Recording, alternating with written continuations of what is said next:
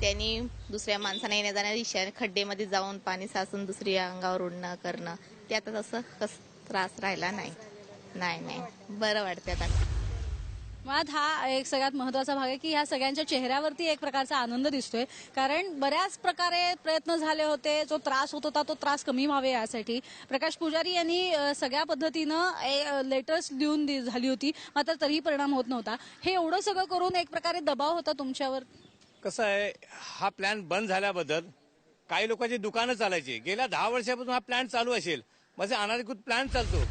म्हणजे हा प्लॅन चालला कसा? महानगरपालिकेने आम्ही पत्रावर वगैरे कारवाई केली. मग या ठिकाणी स्थानिक नगरसेवक असतील त्या टायमाला, यापूर्वीचे आमदार जे असतील, बीजेपीचे आमदार प्रवीण दरेकर या ठिकाणी आमदार होते, त्यांनी देखील लक्ष दिलं पाहिजे. खासदार गोपाल शेट्टी त्यांनी काय लक्ष दिलं. मग आज आम्ही सर्वसामान्य लोक असून फक्त भले शिवसेनेचे कार्यकर्ते असले तरी पण आम्ही दाखवून दिलं सत्तेत असले तरी ज्या ठिकाणी लोकांना गरिबांना न्याय भेटला पाहिजे आणि तो न्याय मिळून दिलाय आम्ही.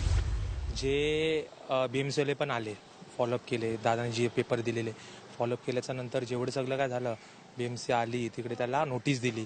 ते नोटीस द्यायच्या नंतर ते लोकांनी पूर्ण रॅलिकॉन कंपनी जी आहे ते लोक गेले कोर्टला.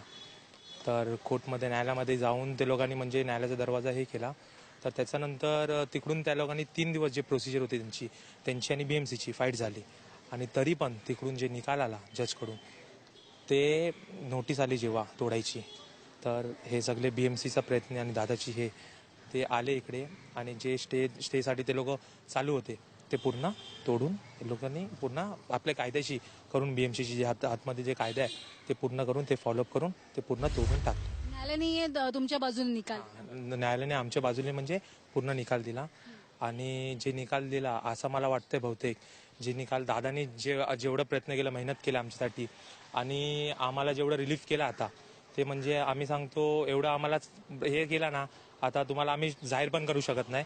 जे दादाने आम्हाला एवढा हेल्प केला.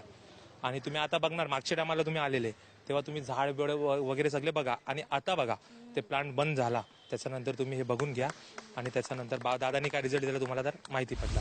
आज जर आपण बघितलं की ह्या ठिकाणी जो त्रास होता तो त्रास पूर्णपणे बंद झालेला आहे, प्लांट बंद झालेला आहे, कारण मुळातच तो अनधिकृत होता, त्याची मुदतही संपून गेलेली होती. आणि त्यासाठी त्यांचा जो आवाज आहे तो आवाज एक प्रकारे प्रशासनापर्यंत पोहोचवण्याचं काम जे आहे ते TV9च्या माध्यमातून, शाखा 9च्या माध्यमातून झालं होतं. आणि म्हणून ते शाखा 9चे TV9चे आभार मानतायत की अशा पद्धतीनं काम झाल्यामुळे आज खूप मोठ्या प्रमाणात सगळ्यांना दिलासा मिळालेला आहे.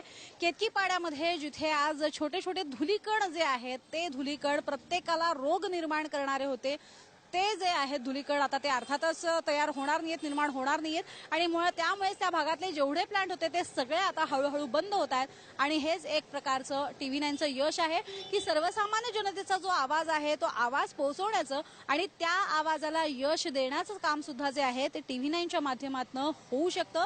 आणि शाखा 9च्या माध्यमातून केवळ समस्या नाही तर समस्यांचं निराकरण सुद्धा दाखवण्याचा प्रयत्न आमच्याकडून होत असतो. आणि म्हणूनच आमची टीम अर्थात कॅमेरा पर्सन संतोष बोराडे आणि मी प्रज्ञा कुलकर्णी हस्तक आपल्यापर्यंत आलो, कारण आमची शाखा सगळीकडे आहे.